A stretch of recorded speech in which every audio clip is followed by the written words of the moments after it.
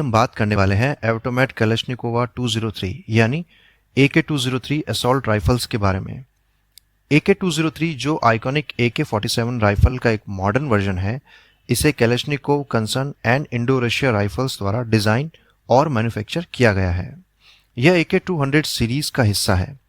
AK-203 को भारतीय सेना में वर्तमान में सेवा में मौजूद पुरानी इंसास यानी Indian small arms systems rifles को रिप्लेस करने के लिए तैयार किया गया है।